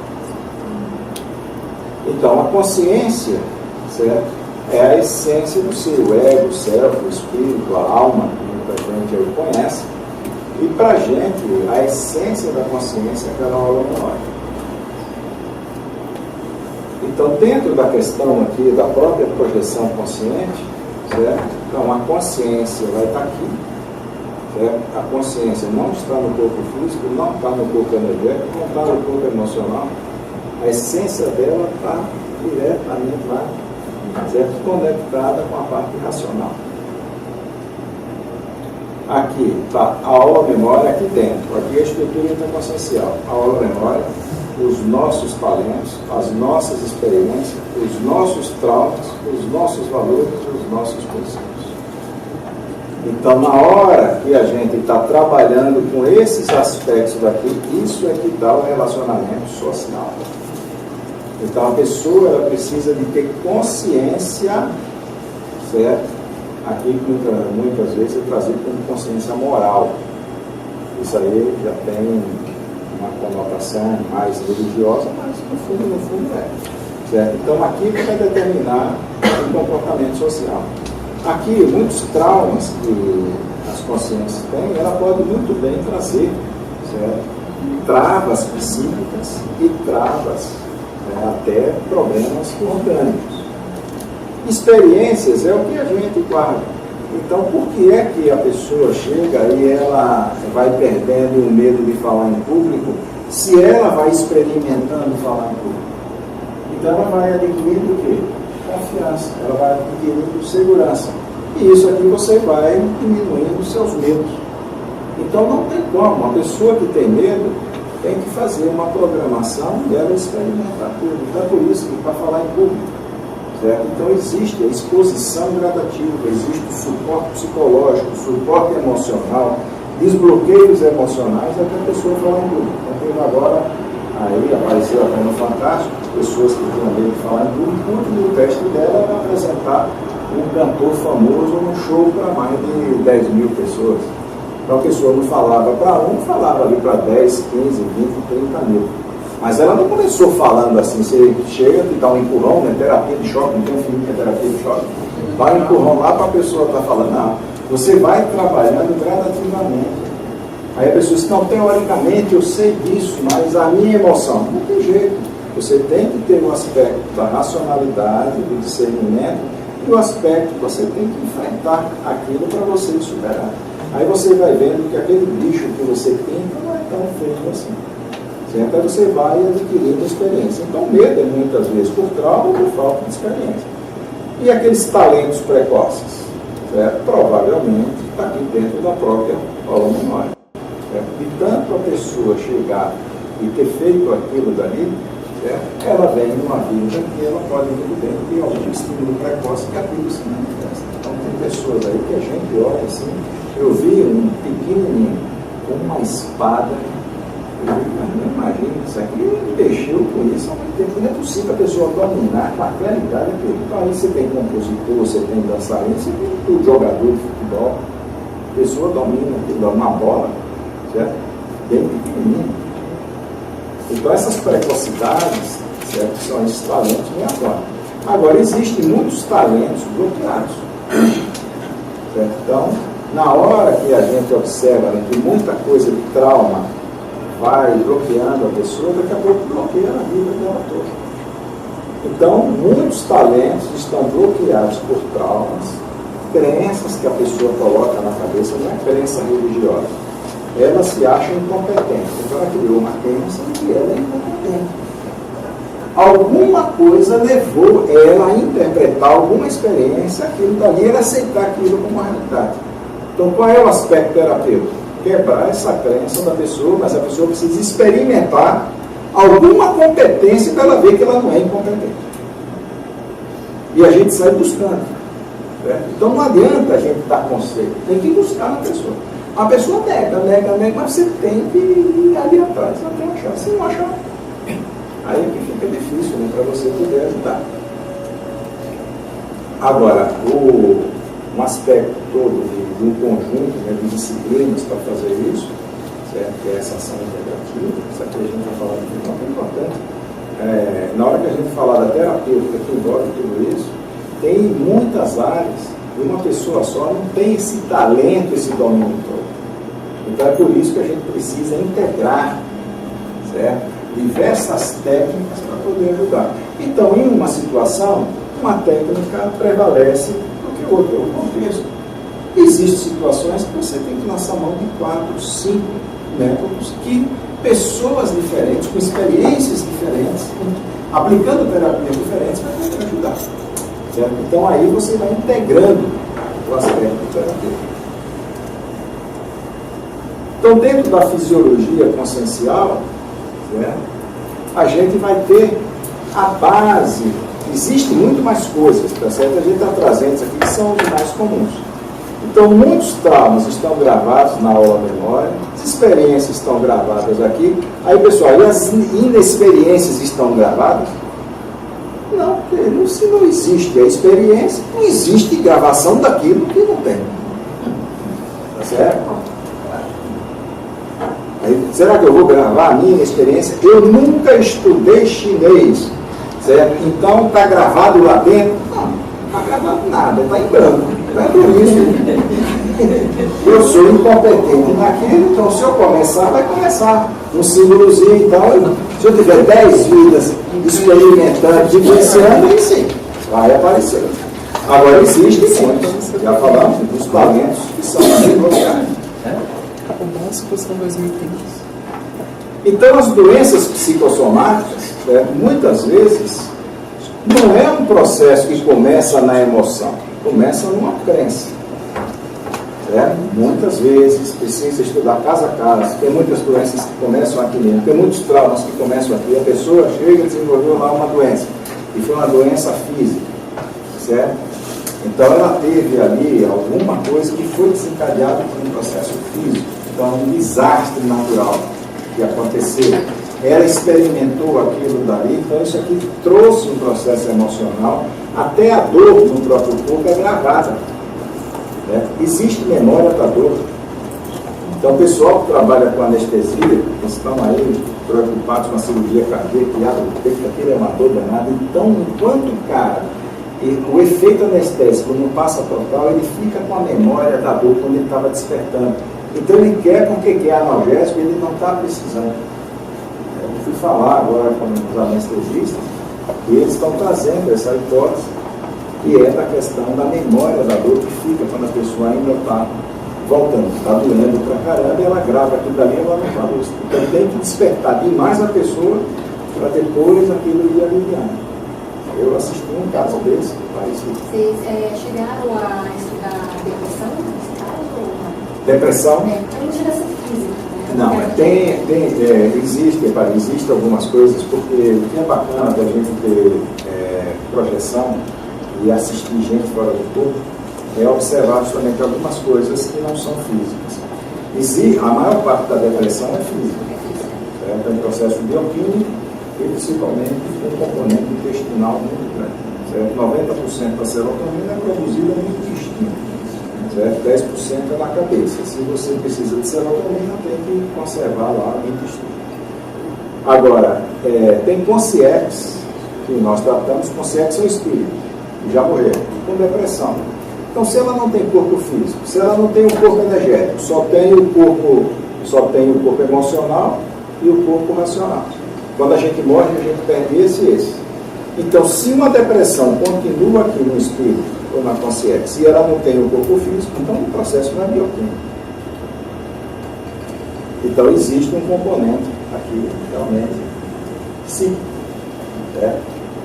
Então, tem pessoas que têm traumas violentos que essa pessoa passou e ela conserva um aspecto pessimista do comportamento. Mesmo sendo consciente, ela conserva. Só para você ter uma ideia, uma vez eu estava num atendimento e uma pessoa sentou lá na frente, a gente foi fazer um acoplamento energético, eu sentar aqui na frente, e eu observei uma consciente com mais ou menos uns 60 anos de idade, uma senhora careca, e sem as duas mãos. E ela estava preocupada com a careca dela e não estava preocupada com as mãos. Eu cheguei para a pessoa e descrevi, ela chegou assim, minha mãe morreu com câncer de mama, mais ou menos nessa idade, e ela pediu para que fosse enterrada, que ela sabia que ia morrer, porque quando descobriu que já estava bem avançado, que não enterrasse ela sem período. Podia enterrar sem colocar nada no chão, mas a peruca ela fazia questão. Então ela tinha uma preocupação estética muito grande. Essa consciência tinha morrido há 10 anos e ela estava com a mesma preocupação com a careca dela. O condicionamento que a gente fica, o condicionamento assim. Então, um trabalho enorme que você tem, cadê a lucidez na extrafísica? Baixa. Aí você tem que lançar de artifício para recuperar a lucidez e aí você tratar da pessoa para tirar ele trauma. Então existe uma marca ali. Se uma pessoa dessa, que nasceu desse jeito, vamos supor, passa 20 anos fora do corpo, com um problema desse, quando ela renasce, provavelmente ela vai ter precocemente algum tipo de doença, porque ela está fixada naquilo, aquilo passa para a energia, daquilo é o próprio citosoma. Isso daqui vai passando para cá. Então vai dando uma deficiência no campo energético, vai dar uma interferência. Então a maior parte dessas doenças precoces é porque existe um agravamento de um bloqueio mais intenso desses corpos mais sutis. Mas a grande maioria das depressões aqui é um processo bioquímico. Mas perguntando, por exemplo, se essa pessoa está ainda com depressão, é porque ela não teve a segunda desforma, ainda ela conserva um pouco do citolochato, né? A grande maioria, certo? Que passa por parapsicose, certo? Não sabe que o desformado, elas ainda conservam, certo? Muita questão de energia, e isso atrapalha, porque na hora que a gente morre, parte da energia daqui, certo? Vai ser dissipada aqui no próprio corpo físico e parte fica aqui. 72 horas a gente passa aí pela segunda desforma. Mas a depender de onde você esteja, com a condição que você está, isso demora. Então, se você deixar um corpo físico no frio, certo? Com umidade baixa, aquilo conserva demais a energia do corpo físico. As múmias, que estão bem conservadas hoje, o ambiente de umidade e de temperatura favoreceram a conservação daquele aspecto, ou seja, conservou energia no próprio corpo físico. Se essa consciência estiver no ambiente extrafísico, que também não seja favorável com que ela vá perdendo essa energia, ela fica conservando esse tipo de energia e isso piora mais ainda o bloqueio na hora que ela vai renascer. Naqueles infernões bravos, não tem isso. E onde é que a gente tem que fazer assistência? Justamente aqui. Para quê? Para que você altere a paragenética precocemente. Isso é a melhor prevenção que tem para você minimizar os problemas. Agora vem os distúrbios mediúnicos. Então aí uma pessoa, certo, uma consciência que está aqui de corpo e alma, né? Então ela é médium, certo? Tem parapsiquismo. E onde é que ela tem isso? Primeira coisa é que ela vai ter o que se chama de soltura, certo? Desse corpo emocional. Então a pessoa que tem parapsiquismo, ela tem maior soltura, certo? Principalmente do corpo emocional. Agora, essa soltura não significa que seja saudável ou seja patológica. Existe soltura patológica, existe soltura normal. Certo? Então, se a pessoa ela tem esse tipo de soltura, ela tem mais facilidade para quê? Para ter processos parapsíquicos. Então, ela tem retrocognição espontânea, aí começa a sonhar coisa, aí mistura sonho com realidade. Se ela não tiver uma estrutura psíquica muito grande, um suporte psicológico adequado, essa pessoa começa a pirar. Certo? Então é por isso que tem algumas pessoas que dizem, eu não quero saber de nada disso, porque eu conheço alguém que militou trabalhando com um negócio de centro espírita, trabalhando com essas coisas. Então essas pessoas que têm a mediunidade muito forte, ela tem uma soltura maior energética. Se ela tem uma soltura maior energética, o parapsiquismo dela é maior e ela também tem uma labilidade emocional maior e tem uma labilidade energética maior. Certo? Se ela for bem estruturada, consciencialmente ou discernimento, ela se sustenta naquilo. Agora é duro, porque quando a gente nasce e tem um processo de favorecimento para facilidade mediúnica, a gente tem isso aqui à noite, sem ter estrutura, porque a gente é criança, a gente começa a sofrer ataque extrafísico, aí começa a ter sonambulismo, começa a ter aqueles gritos que você dá de noite, terror noturno. Aí começa, isso aqui é muito comum. Eu estou tratando de crianças com terror noturno, com sonambulismo dos gatos, certo? Porque essas crianças têm um processo de sensibilidade energética e parapsíquica muito grande. E vai nascer mais gente com esse tipo de coisa, porque isso faz parte do processo evolutivo. Então a gente precisa de organizar melhor. Então nós temos hoje instituições da consciência evolutiva que cuidam especificamente da criança. E nós temos outros que cuidam do adolescente. Então a inversão existencial, a INVEX, se preocupa em trabalhar com o adolescente precocemente para que ele não se perca por aí dentro da programação existencial dele. Mas nós já temos também um grupo que já trabalha com crianças, para as crianças trabalhando as energias de modo mais saudável. Até um livro, que a professora Lívia Sorvete, que fala de parapsiquismo. E como lidar com isso? Então lá eu vou cuidar de duas crianças que têm esse tipo de problema. E eu passei por terror noturno, eu passei por perseguição de consciência. O Valdo passou por tal de Bandela, que era um cara que o pai dele tinha matado. Então, o defesa, segundo o Valdo, matou lá o cara e o cara estava perseguindo o Valdo. O Valdo dormiu. O Valdo não queria dormir, porque a consciência ia perturbar ele. Depois foi que, quando ele teve contato lá com uma comparadora dele, a coisa foi analisada. Então, geralmente, quando essas crianças passam por isso, nós precisamos de harmonizar o ambiente onde ela dorme. Aí onde vem as frequências, certo? Então, para uma agora, isso, olha, música clássica, certo? Música da natureza, frequência de Schumann, aquela frequência da Terra.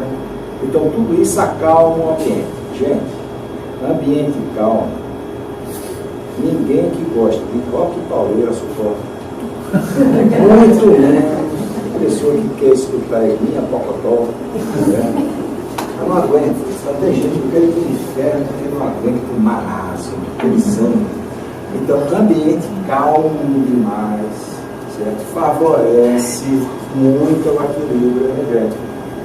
Então, só de pegar, escolhi as musiquinhas lá para a menina, certo? Ela já tem idade para também ver o que ela quer. Deixei 10, ela escolheu 3, ela põe no quarto dela. Ensinei a mãe como trabalhar em energia, explicar para ela está trabalhando. E uma coisa super importante, tirar o carboidrato da noite. Carboidrato da irritação cerebral brava, certo? Açúcar demais, leite à noite, a gente tira o carboidrato à noite para aliviar também, porque se você der uma agitação cerebral, as crianças também vão ter delírio. É como se você tivesse gripado, que tem aquele soninho que você não suporta mais sonar, quer ficar acordado, o negócio que não sai daquilo dali, certo? Isso acontece, isso perturba, certo? O equilíbrio energético cerebral, físico. Então, dieta serve também, certo? Para esse tipo de coisa. É bom para adulto. Bem? É bom para adulto também. Muito, exatamente. A maioria a gente faz detox, né? Então, o detox que a gente faz, a gente tira os alimentos que são pró-inflamatórios, entra com alimentos anti-inflamatórios naturais, de preferência, né? Para não estar arrebentando o estômago nem nada disso. Acalmia, né? Para mandar aí fazer alguma técnica energética, né? Para estar acalmando. Isso ajuda demais. Agora, dentro da parte terapêutica, para a gente acabar aqui. Então, olha, nós temos o corpo físico. Sono, alimentação e atividade física são importantíssimas para o equilíbrio energético, equilíbrio emocional. Tem até um documentário mostrando uma mulher que tinha uma depressão profunda, virou atleta, acabou com a depressão dela, só por atividade física. Você vê que a atividade física ajuda. Claro que tem que pegar mais casos, né? A alimentação, que a gente já estava falando, e o sono. O sono é o primeiro. Então, a gente tem que corrigir o sono.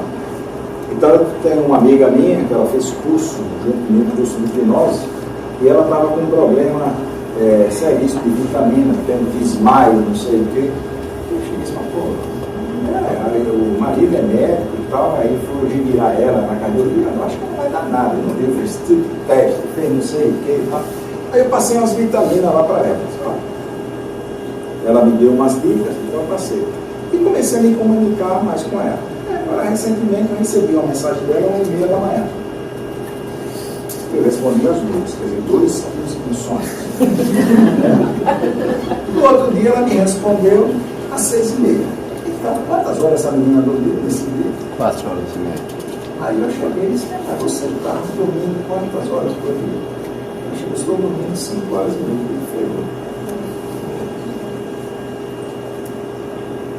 Então aí não vai ter jeito, quer dizer, a pessoa está perdendo energia por excesso de consumo de energia. Você tem que ver qual é essa causa, né?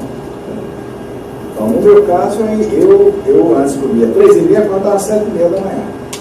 Aí eu comecei a observar, a tireoide estava estourada, a testosterona, eu digo, minha horta está torta, o ventrículo ridículo e a próstata está uma bosta.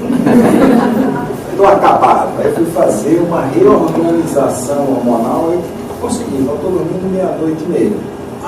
Em alguns casos eu chego hoje a 1h30, mas antes era 3h30. Não tinha jeito. O pessoal ia para casa e tal, todo mundo dormia, e eu 7h30 eu estava o primeiro a acordar. Qual é o corpo que vai aguentar? Nada, não tem jeito. Então, alimentação e atividade física. Agora, tudo isso daqui, porque você precisa equilibrar a parte biofísica e bioquímica do corpo. Então, a parte biofísica é onde entram as frequências, certo? Então, antes de alterar um órgão, vai alterar a biofísica, que é a parte energética, depois vai alterar a parte bioquímica. Então, hoje tem terapia vibracional, tem frequências que são passadas ou através de medicamentos, como se fossem homeopáticos com frequência, ou você tem de fato a frequência, o som, uma frequência que passa pela pele, certo? Eu tenho até aparelho para que a gente faz teste, né, com isso. Nós estamos desenvolvendo até um nosso que pega 3 elementos num só. Isso daqui, o sistema respiratório e o sistema digestivo é fundamental, certo? Então, dentro até da medicina chinesa, né, que fala aqui, né, do Qi superior, né, que vem do oxigênio, do Qi inferior, que vem do aparelho digestivo, e depois do Qi que está ligado aí ao DNA, é a paragenética, né, da pessoa. Então, a parte respiratória e a parte digestiva é fundamental. Então, a respiração, por isso que a maior parte das técnicas de yoga, você tem que ir para a respiração, certo? São Paulo é uma beleza para a gente viver. Então, quem sai de São Paulo tem que levar uma garrafada daqui, que se tiver abstinência, está cheia, não vai fluir. E o sistema digestivo, que é onde a gente come, certo? Aonde vai ter alteração intestinal. Então, se não tiver o equilíbrio físico disso daqui, não adianta você querer melhorar a memória da pessoa, melhorar o sono, certo? Porque está tudo estragado aqui. Então a gente tem que vir por aqui, para estar tratando. Na parte bioenergética, certo? Então a parte bioenergética interfere no corpo físico e tem ações no corpo físico que também atuam na parte energética. Então aqui, mobilização de energia, estado vibracional. Quem for fazer os cursos daqui vai muito bem aprender isso no Instituto de Ensino. Reiki, bioenergoterapia, arco voltaico, assimilação, paracirurgia e terapia frequencial. Certo?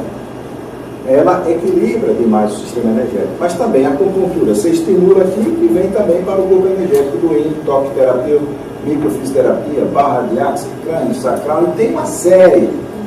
Certo? Aí a pessoa diz, mas qual que dessas daqui está melhor? Aquela que se adequa a você. Então não adianta a pessoa, você chegar para a pessoa e dizer, olha, a técnica é essa. Não. A técnica é aquela que mais se adequa à pessoa.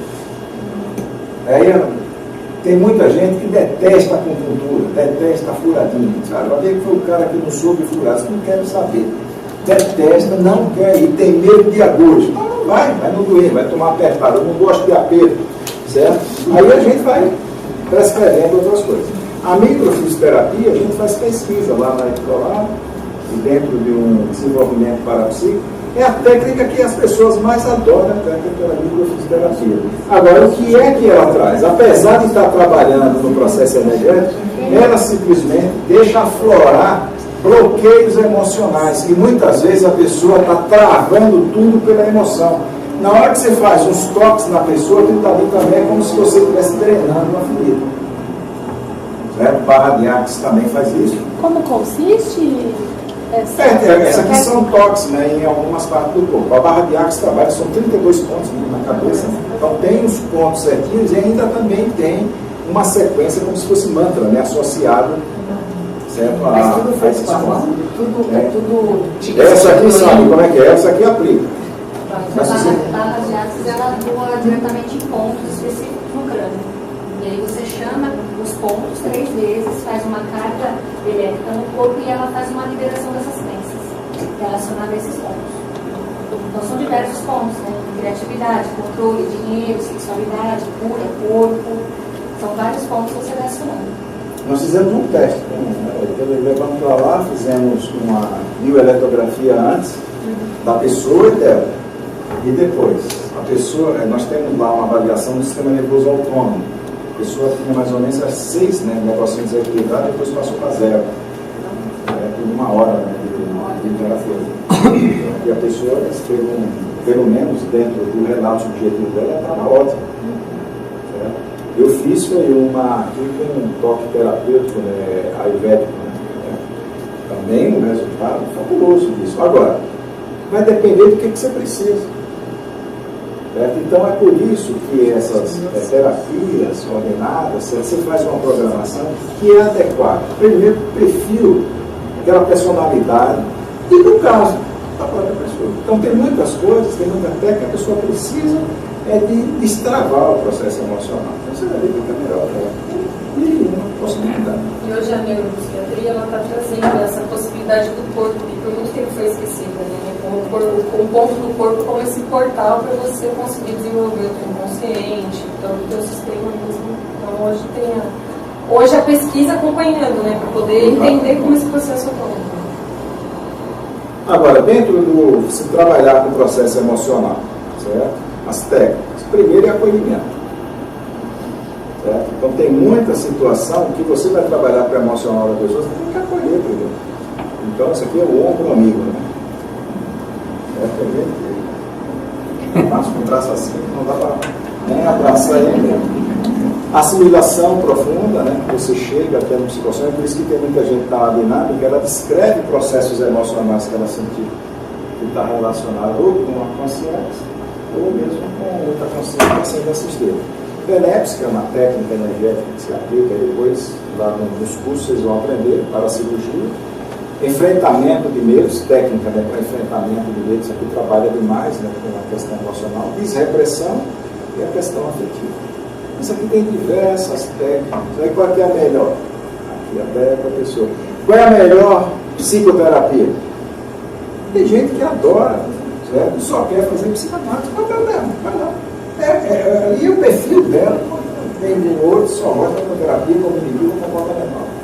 Agora, quando vem para mim que eu vou recomendar a terapia cognitiva comportamental. A pessoa diz, não, mas eu já fiz, eu não gostei. Já repeti uns 10, não gostei, eu gosto dessa coisa. Vai para lá. Tá certo?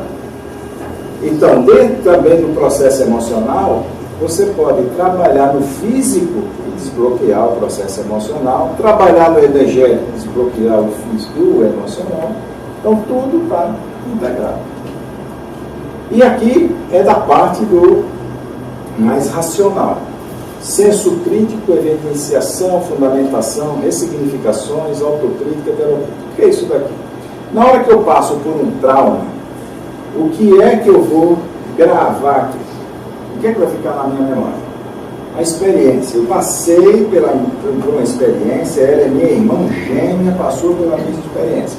A gente grava as mesmas coisas? Não. A gente grava o que a gente interpreta daquela experiência. Então, se eu interpretar de uma forma e ela interpretar de outra, certo? O que vai ficar na nossa memória são as interpretações. A experiência é o fato. A pessoa é água do rio. Você não vai achar a mesma molécula de água. Na verdade, você não é aquela experiência. Exatamente. Então você gravou aquilo dali. Então a gente tem até uma técnica, né? A pessoa chegou à conclusão, né, se separou pela 10ª vez. Todas as mulheres são iguais. Ele facilitou a tua vida. Se tudo é igual, procura um sexto sorteio. Você não tem trabalho de escolher. Tudo igual. Você já sabe o que vai. Facilitou demais a tua vida. Então tem muitas interpretações que a gente faz. Agora é o seguinte, o inferno está cheio de má interpretação. Então muitas vezes a gente acha que a pessoa fez uma coisa porque queria mexer com ela, porque 10 anos atrás a gente cria um inferno na cabeça. É a doença afetiva, emocional, de interpretação totalmente equivocada. E os infernos estão cheios. A primeira coisa para a gente chegar no que a gente chama de desassédio permanente total é a pessoa começar a equilibrar muitas interpretações de relação. Não, mas isso aqui foi de propósito. O que ele falou aqui para mim, o que dizer foi aquilo.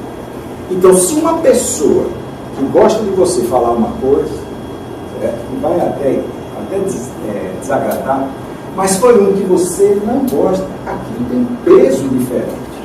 Se é um filho, você, dependendo do seu, certo? Você até alivia. Mas se foi aquela vizinha que você não suporta, não. São pesos diferentes que a gente dá para o mesmo fato. Esse daqui é que é difícil você tirar da cabeça. E aí é na base de argumentação que você vai fazendo isso. Mas se a pessoa ela não refletir, não adianta, você não vai colocar isso na cabeça dela. Então, aqui tem muito trabalho, a terapia cognitiva, ela visa mais a ressignificar interpretações que a gente deu. Agora, quando a gente está na infância, a gente não tem um arcabouço, né? A gente está mais instintivo do que racional. E alguns traumas a gente pode muito bem passar ali.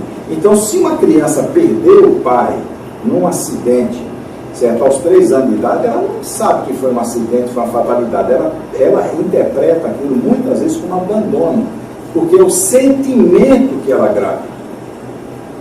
Lá na frente é que você vai trabalhar a questão do abandono, que muitas vezes aparece até na microfisioterapia, quando a gente vai observar, está lá, e o pessoal marca até data, que eu nem sei, né? Mas tem um processo parapsíquico, né? Certo? Então, esse processo todo da interpretação é enorme. Então, a autocrítica é a pessoa simplesmente começar a se observar. Então, eu falo que assim, quando é que um cara vai admitir que ele precisa de tratamento para droga? O dia que cair a ficha dele. Enquanto ele não admitir que ele é dependente, não adianta terapia. Ele não vai admitir. Você vai chegar para o cara e falar assim, não, isso aqui eu saio fácil na cultura mesmo. Ele já está há quanto tempo? Não está 40 anos. Mas na hora que eu disse, mas ele não quis mesmo. Ele não aceitou aquilo ali, ele não admitiu, não tem jeito. Certo? E a heterocrítica também sabia, para a gente começar a dar feedbacks. Então, na hora que um terapeuta vai atuar, ele está fazendo também a heterocrítica. Não é aquela crítica que a gente está acostumado. Tá certo? A evidenciação é na hora que a gente for interpretar alguma coisa, a gente buscar evidência daquilo. Então não existe aquele negócio do cabelo, né? Tem uma música, né, que tem um cabelo no paletó. Né? Fio de cabelo no paletó. Fio de cabelo no paletó, tá certo? Então que daí é a prova inequívoca de que você está traindo. Né? Então, uma mulher começou a receber joia depois de 20 anos de casado, então ela já está desconfiando que o cara está amenizando alguma coisa preventivamente. Se for vasculhar, está. Se for vasculhar e achar, isso é evidência. Tá certo? Então tem que vasculhar para ir buscar a evidência, né? Para depois não concluir uma coisa que talvez não seja. Então, o adolescente saiu de casa 3 horas da manhã, não chegou. Aí o pai e a mãe desesperada ligam para o IML. Nem ligou para o vice, vai direto para o IML. Quer dizer, é a interpretação já fatalística do negócio. Agora, aqui é a estrutura intraconsciencial. Valores, princípios, experiências e interpretações. Agora, essas experiências e interpretações não tem como ser passadas, você passar a sua experiência e a sua interpretação para o outro. Isso aqui é a própria pessoa que faz. Você tem os argumentos, levar a reflexão da pessoa. Então é por isso que você chegar e dizer para a pessoa o que é que ela tem que fazer. Diz, olha, eu vou te mostrar a realidade. Não, a realidade é a sua, a realidade dela é outra. Então, aqui é a própria pessoa. E ela que vai construindo os valores delas e os princípios do comportamento dela. Você pode ajudar até a pessoa a construir valores, a construir princípios através de exemplo, certo? Mostrando ali alguma coisa. Mas é ela que vai fazer isso. Então, a estrutura intraconsciencial ela é inviolável. Ninguém entra na sua estrutura intraconsciencial. É você